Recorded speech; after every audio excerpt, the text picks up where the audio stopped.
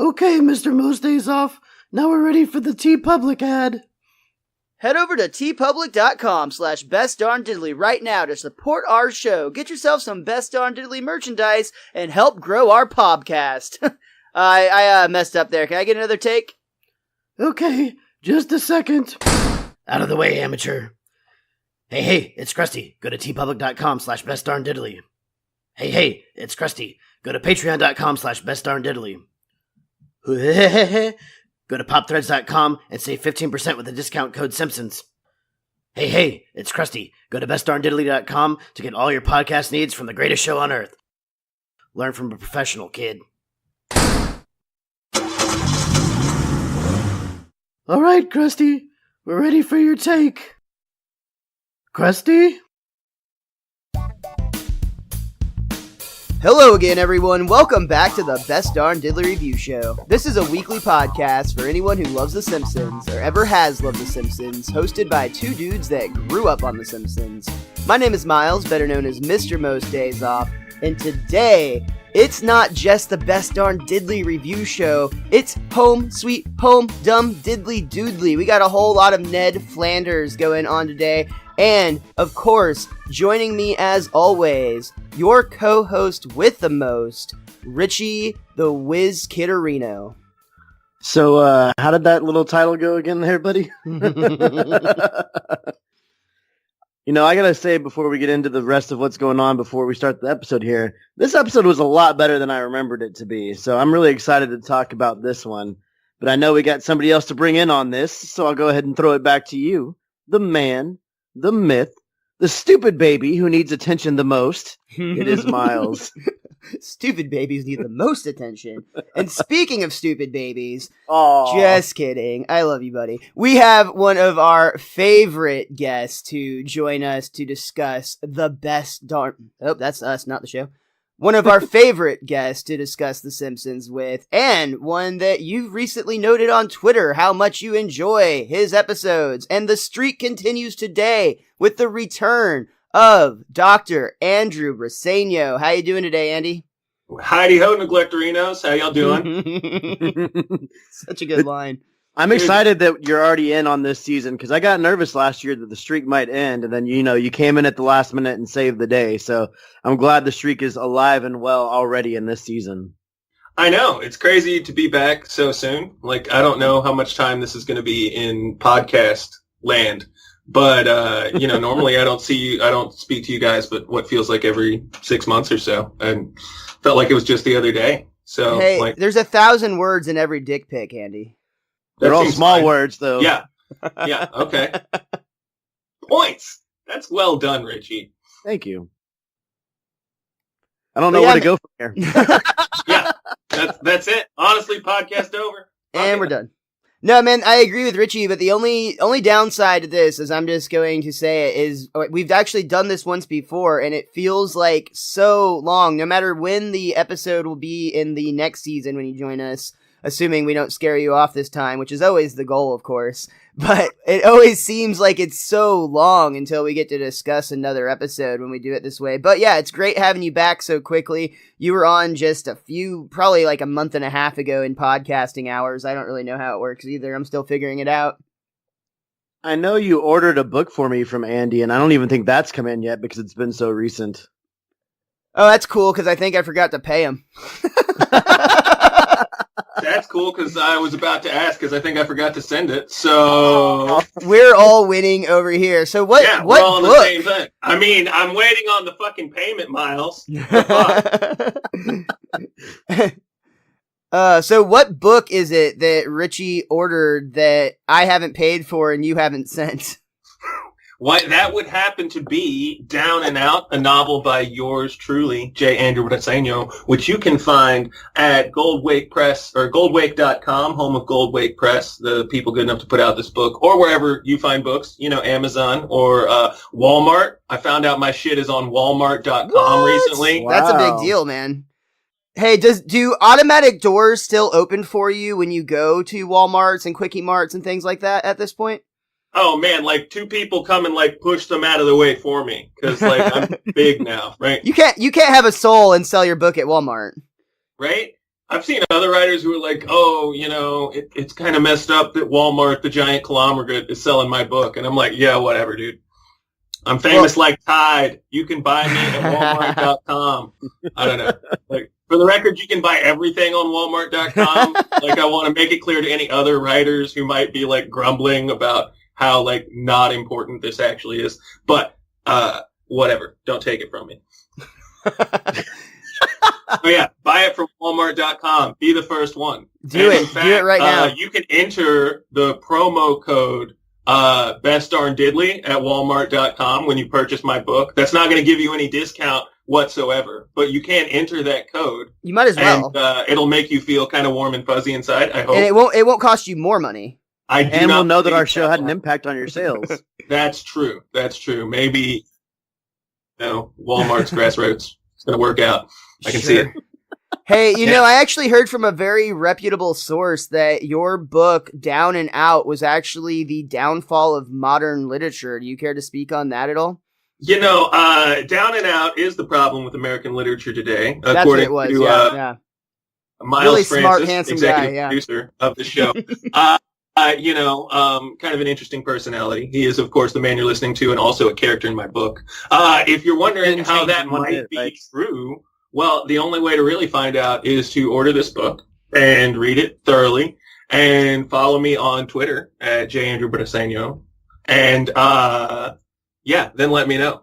Also, and this is kind of still made up, but totally legitimate. If anyone is listening to this, buys my book, follows me on Twitter, and tweets a picture of themselves holding a picture of my book, I will use your name as a character in my next novel. Oh, snap. So if you ever wanted to be book famous, like Miles is, you have this rare and wondrous opportunity. I'm going to put I'm book famous on my tombstone now for what it's worth. Thank you for that. That would be... sounds like a Ralph quote to me for some reason. It kind of does, yeah. I'm book famous. You choose me. Seems fine. We just gave you the character outline for the person that does that. There you go. Right. Oh, I've already got the character picked out. They're a total dick, but name's up for grabs. I'm gonna go with Richard. How appropriate. Tweet a picture. You heard it here, folks. Be named Richard. Order Andy's book, Down and Out. Take a picture of it with or without your Richard out. He doesn't care either way. And he will put you as the next scumbag, like myself, in his current book for his next book. Did we get all that? That seems fine. Yeah, sure. Why not? Totally. Sure. That's awesome. Go with that. No, but sincerely, congratulations again, man. You're a published author. That's like a big deal. Like, I've given you a lot of shit over the years for being a book doctor. And now, like, seemingly, at least from like a internal fulfillment standpoint, it has paid off. Right on, man. Every day I like to go and check my Amazon ranking. It's still like 165 million or so. So I'd like to imagine that with the help of this podcast, we can knock a digit off of there. Yeah. And be like the 999,999th best book on Amazon. We could get you into 6-digit territory, man. I feel like we've got enough pool in this world to do that. Hopefully. Let's do it. Nothing. I don't have any like data or numbers to support any of those claims, but that just sounds very doable. A whole lot of gumption. Yes. Yeah. And of course, feel free to leave reviews of my book on Goodreads or Amazon.com, whether you Walmart.com. Or Walmart.com. Yeah, indeed. Yeah, also out. Whether you've actually purchased it or read it or not, your opinion is always welcome. Quite frankly, this is a book. It is. I guarantee you that. It weighs almost a pound, and thus can be used to smash bugs as well. So multi-purpose. All right. This Dr. Andrew Briseño, both writer of books and inventor of bug smashing devices that look like books, is also a big time fan of The Simpsons. And he chose a very interesting episode to be a part of. We actually give Andy, for the most part, there's a couple of exceptions, but we try to give Andy first pick every season because he's been around since the beginning, so we always try to let him choose whatever episode he wants. And he's often picked some good ones, but this one was a bit of a surprise. And Andy, as I always do, tell us a little bit of why you felt so inclined to talk about this episode of The Simpsons today. Which is, of course, I'm sorry, let me say, Home Sweet Home-Dum-Diddly Doodily. So, God, hey, I just like hearing you have to say that on a regular basis. Step one. B, when I was looking at the episode list, I felt certain there wasn't a song in this one, though I was wrong. But really, like, this episode just sparked in me like a lot of memories about this being like one of those shows that has so many lines that stick with you and that you just end up repeating over and over and over again, right? And like there are so many just little moments that sort of, I don't know, speak to me. Maybe that's gonna sound messed up considering where this episode is going, but like I don't know, like everything about it makes me happy, as screwed up as that is. And that guy in the burlap sack asking if the story is going anywhere. It's a big feature. I'm not gonna lie or pretend. So this is one, I know Richie at the top of the show had said that he didn't necessarily have fond memories of this one. I have the opposite view. I remember watching this one a lot on CW33 back in the day from the DFW area. But basically when it was running twice a day reruns, for whatever reason, I just feel like this one played a lot and I caught it frequently. And I very vividly always remember Homer taking the dive at the end and actually taking baptism water for Bart, which is just this beautiful, like what we usually refer to as like Simpsonian sweet. Cause it's not traditionally sweet, but it is somehow, and it's a really just great balance. We'll talk more about it when we get there, but I just remember a lot of this episode, even the image with like Maggie looking back and forth at the end, and some of, as Andy talked about, a lot of the lines, just little one-liners that we're going to get to as we go through the episode today that absolutely stick out is just like quotes that I think that I personally, and I think a lot of people probably would repeat on the schoolyard or in day-to-day life on a regular basis. Yeah, to be fair, I said that like I remember this being a decent episode, but I just think that it's such it was a lot greater than I remembered it being, and I have to give props to Andy, because another thing I enjoy about having you on the show, Andy, is that you never pick the big episodes that people remember. You always pick one that's a little bit off the beaten path, but still like a really good episode, and that's why I'm always interested to hear which ones you pick. So I definitely think you picked a great episode to come on for this time. Dude, I was shocked when I got back into this one at just like how above bar it really is. Like, I mean, like this is unquestionably the golden age of The Simpsons, right? We are, you know, the height of the show making powers of this creative team. They're like, you know, they've established their form and they're using it really well, but there's just not one bad minute in this episode. Like, it's off the chains. Yeah, absolutely. Couldn't have put it better. Yeah, they really have like a way that they economize the way they use this time spot and really get a lot of both story and jokes cram packed into 22 minutes. And since you brought it up, the staff specifically, something interesting about this episode, and I was actually kind of wondering if it was going to influence you or not. It doesn't sound like it did, but it still works out that you're here to talk about it. And that's that this is the first true episode of season 7, in which I mean that Bill Oakley and Josh Weinstein have now taken the reins over from David Merkin, who is with us for seasons 5 and 6. And even though this is actually the third episode of season 7, as we know from past seasons, a lot of times there's some holdovers from the previous season, especially with the Who Shot Mr. Burns being a connected episode. Obviously, you know, those are going to be worked on together from beginning to end. But this is when the show truly started to take its new form with its new staff. And this specific episode was actually intentionally picked to be the first one produced by Josh and Bill, by them themselves. They had gotten the idea from George Meyer at the Simpsons Writers Retreat that they do each year. And they said at the time of the commentary that it was to date the best story pitch they had ever heard. And they thought that it would be a perfect one to start with, especially since it's so centric around the Simpsons family, and it would give them a good baseline to get started. See, I find that all really interesting because this episode feels completely different from a David Merkin style episode. So I was actually going to ask you about that. So that's fantastic. And I'm glad that we can actually see like the difference in showrunners that we talk about frequently, and being older and paying attention to that stuff. Like, it totally makes sense. Oh yeah, there's some visual stuff that you see in this episode that looks really, like, I don't want to say out of place, but new, I guess, for The Simpsons. Like, in the first 5 minutes, there's this, like, weird top-down shot where we see Marge dropping waffles off, and it's like, when did we ever get a funny camera angle from previous showrunners? Definitely a visual style difference and just a tone difference, I think, is the big one, more than anything. This episode, I'll say the title again because you like to hear it so much. It's Home Sweet Home-Dum-Diddly Doodily, which debuted on October 1st of 1995. Already mentioned the showrunners Bill Oakley and Josh Weinstein, had the writer of John Vitti, who they picked because they wanted a quote-unquote heavy hitter to help get them started. It was directed by Susan Dieter, who we've talked about several times over the last few seasons. And then also all of them plus Matt Groening were on the commentary for this episode.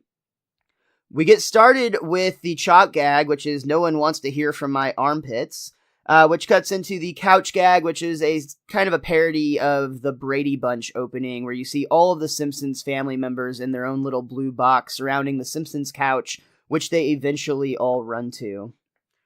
Oh, except Grandpa, because his ass is passed out. He's still sleeping, that's right. The episode opens, as Andy mentioned, with Marge cooking around the house. She's actually just being typical Marge, which is, let's say, Superwoman in, a different role, because she is just killing it. She's making breakfast, she's making lunches, she's got everything prim and proper, ready to go, everything's on time and running smoothly. The kids run down and they're being scolded by Marge, things like, well, at least Bart is, for like not wearing vampire teeth because it's school picture day. So basically Marge is just being shown here as really on top of her game. They told us to wear them. No, they didn't. I want to have a moment on Melbaizing one's own toast. Like, hey, shout out for anyone who makes their own anything, but is that just like burning shit? Like, what is the process to Melbaize? That's all I want to know. I would have to start with a Google search of what that means. You ain't never had no Melba toast, man? No, I have not. I don't know. Isn't that... Okay, so... What are you uncultured swine talking about? You don't know about Melba toast? Isn't Melba toast something that, like, they only, like, really old people or possibly, like, the British eat? It's like if toast and a cracker had a child, or like if you like made croutons into crackers. So Croast? Yeah, I feel like they missed some good opportunities to name it there. I feel like people are getting carried away with this whole bread thing. Like, they have like a cronut now. I think it's like a croissant and a donut, or like a croissant biscuit. I don't really know. I just see it's like they're trying to marry a lot of breads, and I mean, I'm fine with that. I just don't think they all need cutesy names. Like, I feel like we can... So to be fair, you're not against bread marriage. I'm not against bread marriage. I'm pro bread loving each other. You just don't want to use the fancy French name. You just prefer that we call it a car hole. Right, exactly. Thank you. I'm fine with that. He gets it. But for the record, you can mix anything you want with a croissant, and I am totally 100% there for it. Like, tell me what being half croissant would not improve. Like, if your commute to work was half croissant, that would be flipping outstanding. You like eat your way to work? Is that how that happens? I'm just saying, instead of half of your commute, it's just a croissant. You'd be super stoked. That's what I got. Back to our episode on that note. We see more examples of Marge being super mom here, where she's catching the sign that Bart put on Lisa's back that Andy referenced earlier, "I'm a stupid baby," while also reminding the kids to keep their lettuce separate from the bread until 11:30. That way the lettuce will still be wet and the bread will still be dry. Huh? Did your moms ever tell you to do that? Never. Nope. My mom did once, and I think it was because she saw this episode. And then you have to go back to the lunch cubby and do lunch things, and everyone stares at you like you're the fattest child on earth. It's great. Great for your self-esteem at that age. And, yeah, superb. And ironically, it's to handle lettuce. Back for a lice check. Well, then Marge reminds them to enjoy it now because when they're a grown-up, they'll have to do all this stuff and take care of themselves. Which is a great, great cue for one Homer J. Simpson to come running in the door. "Marge, there's a spider near my car keys." You did the right thing by telling me. Shoo! Get out of here! That's better. And in that instance, it's more of the animation of Homer's face because you don't see Marge actually doing it. You just hear her voice, and it shows Homer's face, and he's so scared and then so happy when she succeeds in scaring the spider off. Yeah, 100% relief just washes over him. Yeah. It's great. And Homer's also very grateful to Marge. It's so grateful that he actually presents her with a little gift, or as he puts it, a little honey for his mama bear. And he hands her 2 tickets to a 3-hour getaway at the Mingled Waters Health Spa. Mineral bath, facial, massage, all of the above. But Marge is a little concerned. I mean, after all, how could Homer afford those tickets? Oh, never you mind. And we get this great flashback sequence where we see Homer acting. He puts on a British accent and he tries to pretend like he's wealthy enough to afford a Bentley because they're giving away free massage tickets or spa tickets with test drive. What advantages does this motor car have over, say, a train, which I could also afford? Well, you'll notice how the heated gas pedal warms your feet while... And... Well, Count Homer, shall we discuss the... No, we shan't. Yoink. Yoink! 2 things I want to bring up. First off, monocles are so dope. I think I'm going to quit wearing glasses and just wear 2 monocles. Perfect. I think that'll be completely fine, right? And second, I want to know, what is the dumbest thing either of you have ever done in order to get some small thing for free? Oh, God. Because I know that me and Miles share a history of ruining our credit for free pizza. Yeah. Miles has used... I don't want to say that on air. Go ahead and say it, and I'll edit it if I feel like it incriminates me too much. Yeah, I mean, Miles has written down false information numerous times to get a freaking towel from a college for free. I mean, it was usually names like Johnny And boy, what a McFake, and it was 1, 2, 3, 4th Street, and I still have some of those towels to this day. I mean, allegedly. Some alleged towels. If any police officers are listening, it wasn't Miles. It wasn't me. No. I remember when I was 16 or 17, I tried to go and test drive a Hummer because they were advertising on the radio that it was you got $100. I think it was probably the equivalent of whatever the restaurants.com scam of that era was, but it wasn't $100 cash, but it was some sort of $100 value of coupon or something. But either way, I was turned down at the Hummer dealership. They said it was because I wasn't old enough, but I think it was because I was poor and they knew it.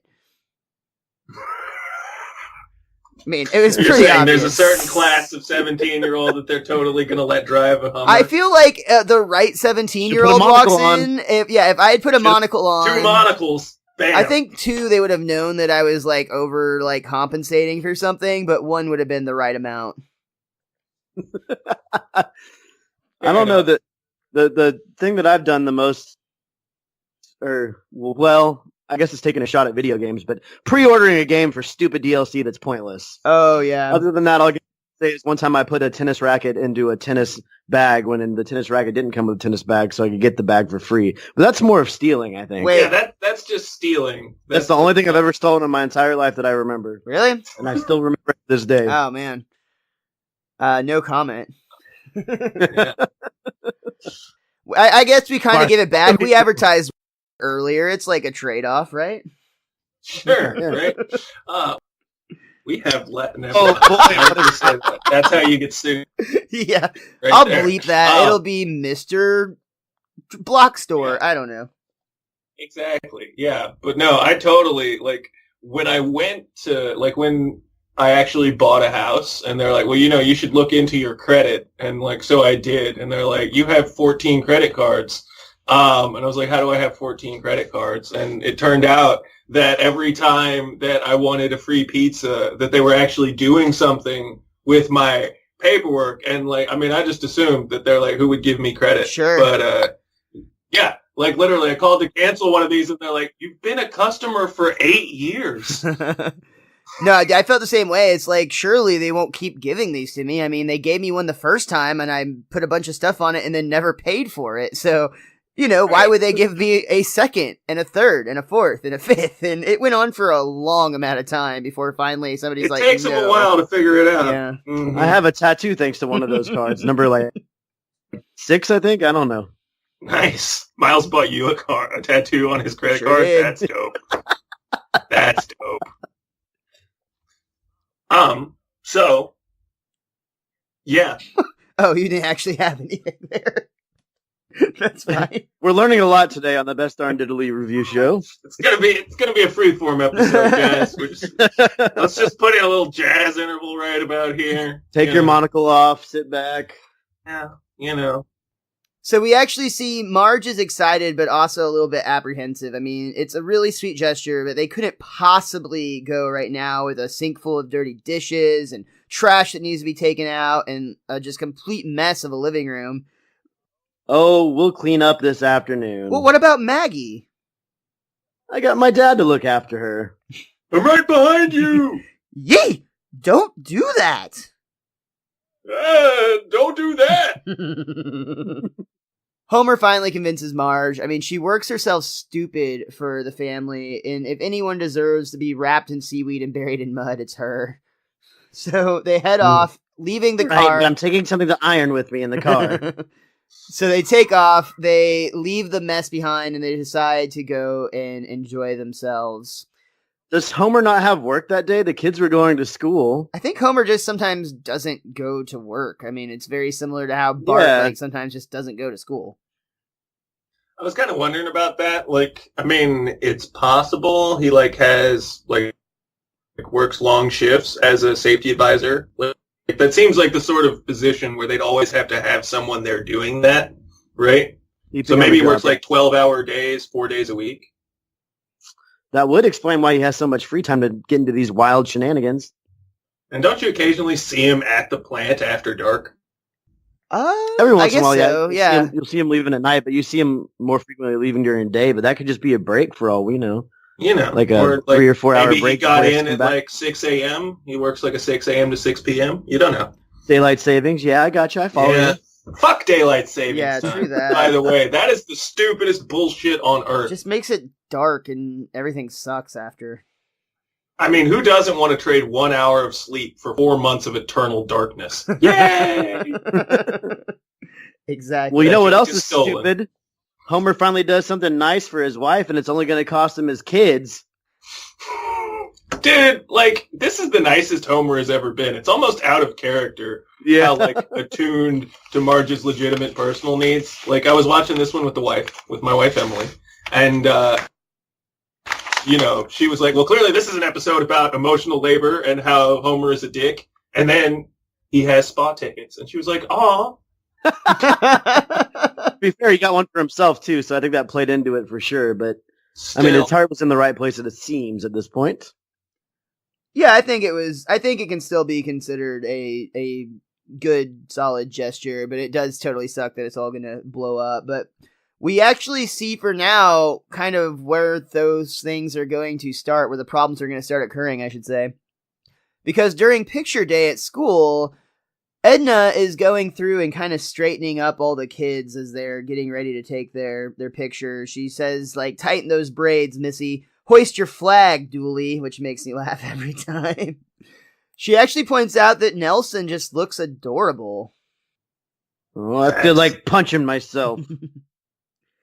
But then she gets on to Bart because he keeps scratching and messing up his hair. But upon a closer look, she realizes, lice! How on earth does a boy get head lice in this day and age? I wonder. And we cut to a flashback where Milhouse and Bart are playing with a monkey that they found in a basket at Pier 1 Imports. Oh no, that was Trader, I believe they said Trader Pete's, which is clearly a shout out I will never refuse to not believe, to Trader's Village in Grand Prairie. Have you guys ever been out to Trader's Village? I have, but I'm about to... Did you not find a monkey passed out inside a basket? Never once. Because I gotta tell you, you were not shopping hard enough, man. That place is amazing. Like, it is the only place where you can find a parasite-infested snake to purchase, like, now. Well, I'm sorry I'm going to do this to you, but I'm actually going to kind of shed some light on why we have two different versions of this line, because the version I watched does say it comes from Pier 1 Imports, and you're not wrong. The version you watched said Trader Pete's, and there's a reason for that. It's because in the original airing and the DVD, it does in fact say Pier 1, but Pier 1 complained about the joke, and it actually caused such a scuffle that The Simpsons agreed to change the reruns, and then the reruns, and probably the version I'm guessing you watched online, is of Trader Pete's is what it's changed to. However, in the UK, they also use the line Trader Pete, so I guess it could have also been you watched the British version, because there aren't actually Pier 1 stores in the UK. Huh.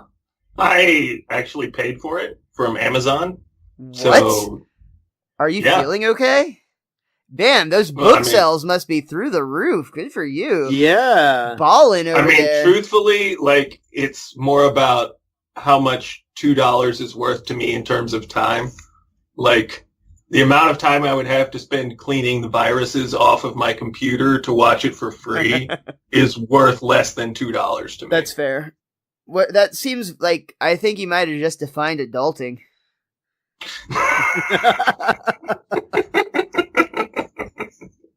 Adulting is when you get something and you don't like it, and you don't just keep it and bitch to your friends. I just like that you've gotten yourself to a place where your time has clearly become much more valuable, because I know your history of streaming. Anyway, we see that it was in fact a monkey from a Pier 1 or Trader Pete's basket, depending on which version you watched. I find it interesting that the version they have on Amazon is the edited version and not the DVD version, but that's strange. But it is what it is, and for now, we see that Bart's just upset because, he got head lice and nothing happened to Milhouse. So cold. So very, very cold. What the hell does Milhouse have? Outbreak disease. Yeah, it's from the Outbreak movie. Yeah, it's for sure an Outbreak joke, right? I would say it has to be. For our younger listeners, Outbreak was a Dustin Hoffman movie about a monkey who nearly murdered the planet with illness. It's actually a really good movie. I watched it in the last 10 years and it held up. So not Planet of the Apes. Did that not hold up? You better be talking about the new one, because the Charlton Heston Planet of the Apes holds up like no other. I'm going to take your word for that. From Okay. chimpanzee to chimpanzee.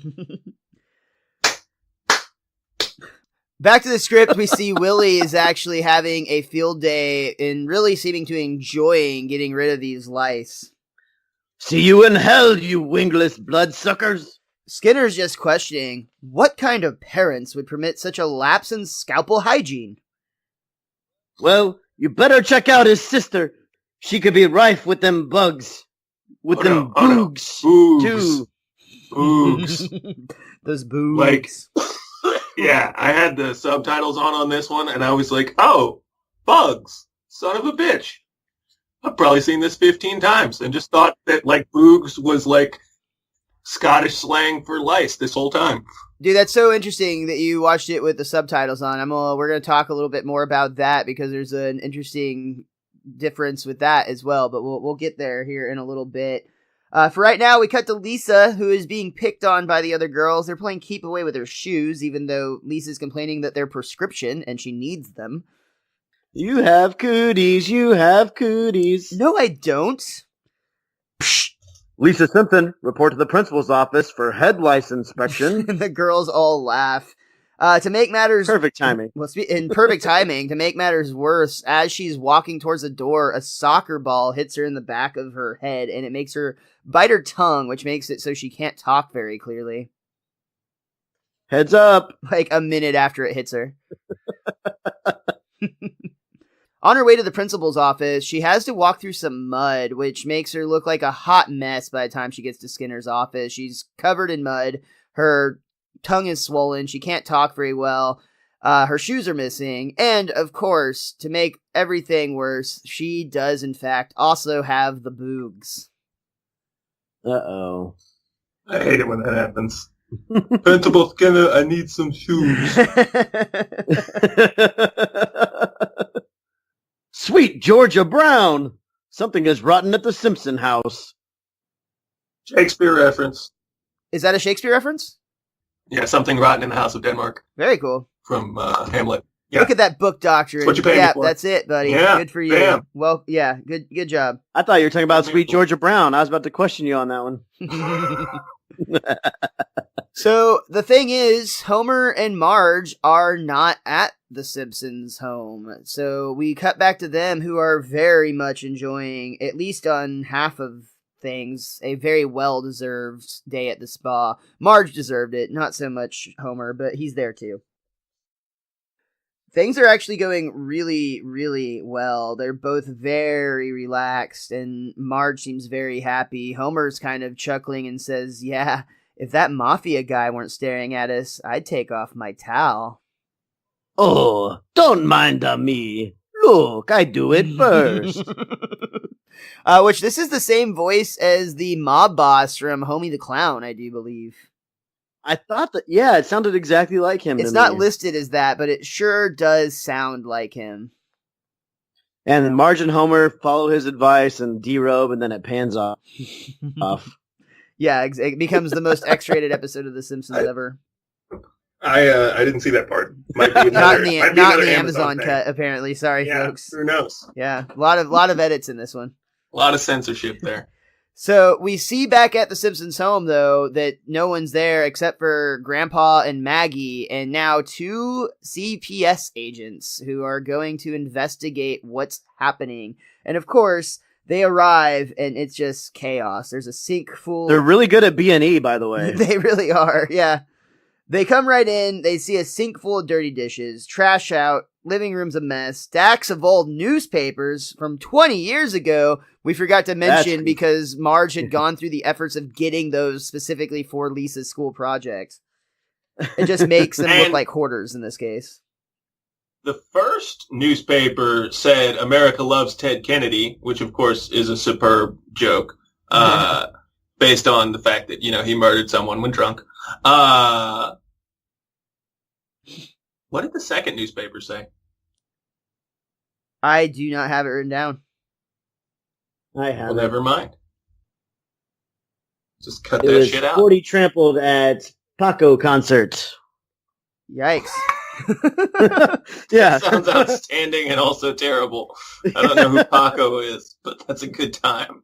Andy, there's a line here that comes from the TV that Grandpa's watching that makes me think of you. It says, "Get ready, gamblers, for the World Series of Dog Racing."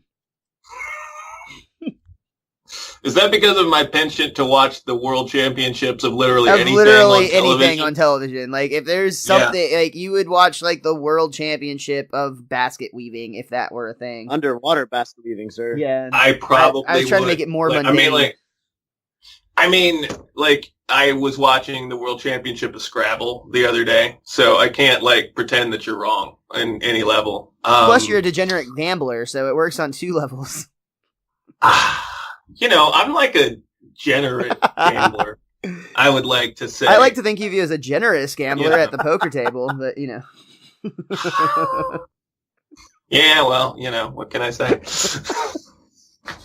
So, Miles, when you guys are playing poker, does he take frequent breaks to go into the car hole? No, we just do that at the table together. Put on pants? Oh. We counterfeit denim together. We sure do. That's what we do. Who wears short shorts? All That's for a March. later one. So, of course, these CPS agents are just absolutely finding just absolute chaos all over. Everything looks terrible. Maggie's drinking from the dog dish, and Abe's just like, the kids sure do love that water. Dude, what do they say when they find Grandpa? Like, derelict old man. A disheveled, malnourished man found sleeping in his own filth, seems confused and dehydrated. I also love that there's the post-it note that Bart had previously posted on Lisa's back that says, "I'm a stupid baby," is now on Maggie's forehead. So, of course, we referenced it earlier, but one of the agents picks up Maggie and is like, "Stupid babies need the most attention." Which might be the best line in this stacked episode. It's there. Pretty good. One thing to note, the female agent here, who was not named intentionally, is actually very, very reminiscent of a high school teacher that both Bill Oakley and Josh Weinstein absolutely hated. So they decided to immortalize her as like kind of a really mean character. And hopefully that teacher never found out that it was her. Well, they didn't mention her name because of fear of being sued. So, receiving a post classroom F. I don't know. How does that work? Yeah. Change their permanent records. Oh, you're kicked off the show now. Well, the one thing that the agents want to know at this time is, where are the parents? And of course, the parents are none the wiser. They're still thinking everything is fine and dandy. They get back to the house, however, after their relaxing day at the spa, and are very surprised when they walk in and find them being called a squalid hellhole by these people that they don't know taking their children. Well, they did have one really strong point. The toilet paper was hung in an unruly overhand fashion. Which, actually, I've seen compelling arguments that people that own cats and babies should do that because it's more difficult for the cats to unroll and fuck with the toilet paper. Mm. So it's not as evil as I once thought it might be. I kind of get it now. And doesn't Goodman kind of have a, like, Shatner-esque ring in this one moment where he's like, yes, they should be here? I don't know. Just the way he did that line always made me think of that as well. Oh yeah, when they ask where are your parents, they're like, I don't know. They should be here. I guess I could see that. He kind of has a stall, but I didn't really get a Shatner-esque. Just vibe. that one line, yeah. Yeah. I love though, like as they're walking in, too, Homer even says, "Oh, I love getting away from this dump." It's like I'm on some wonderful drug. Oops. So what's going on here? Unfortunately, what's going on here is the kids are actually being taken away. They've been deemed unfit parents. The dogs were mating on the dining room table. And Santa, way to go, Santa's little helper, who looks so guilty. That's like the perfect dog animation. Like I've seen my dogs do that, not from humping on the table, but from like getting into the fridge or whatever. Like they know what they did was wrong, and they just get this pitiful look, and they animated that so well. It's true. That's the look of a dog on the couch when he knows he's not supposed to be on that couch. Oh, yeah. 100%. Oh, me? So Marge is losing it. She's being told to restrain herself or she'll be arrested. The kids are being told everything's going to be okay. They're going to be taken to a foster home. The kids are clearly upset. Foster home. Yeah, you're going to foster care. Yeah, I mean, obviously this is a traumatic situation, but I think they did a good job of keeping it grounded in the realism, but also like this is a comedic show, so it wasn't done in a depressing manner. But this was actually an act break right here, where we see that the van carrying the kids pulls away from the Simpsons home, starts to drive away quickly, only to slam the brakes and take a quick turn into the next driveway. That's right, the Simpsons kids' foster parents are none other than the Flanderses. The Bushes. Oh. Hey, diddly ho! Welcome to your new home, Neglectorinos. Great line. Little bit line brutal. ever. Actually, fun story from the commentary before we break on this one. Matt Groening actually is the one that pitched that line, sort of. His original pitch was met with groans because he said, "Hi, diddly ho! Welcome to your home, abuserinos." Oh. So it got tweaked just slightly. I think they made the right call. Yeah, on I that think Neglectorinos definitely plays a lot better. But that noise was exactly what apparently the entire room gave him back when he said, just like, oh. That's why it's called a pitch. And that is going to bring us to the end of our first act. We are going to take a real quick break, and we'll be back for Act 2 of Neglectorinos. Home Sweet Home-Dum-Diddly Doodily. Diddly. Yeah. Diddly. That part's important. Hey everyone, we are actually going to go ahead and cut this episode right here for right now. This great conversation with Dr. Andrew Briseño just went a little bit long. We have a ton more to say about this episode, so we're just going to go ahead and make it a two-parter, and we'll be back for the conclusion next week. In the meantime, make sure you check out Dr. Andy's book, Down and Out. You can also follow him on social media at @JAndrewBriseño. Of course, theWizKid is at theWiz_kid, and I'm at MrMostDaysOff. You can follow our show everywhere as well. That's Best Darn Diddly. Please give us a subscription there on YouTube. That helps us out a lot. Other than that, thank you so much for tuning into this week's Best Darn Diddly show. Dr. Andrew Briseño, theWizKid, and myself will all be back again next week to finish our discussion of the great Flanders-centric episode, Home Sweet Home-Dum-Diddly Doodily. Until next time, be cromulent to each other.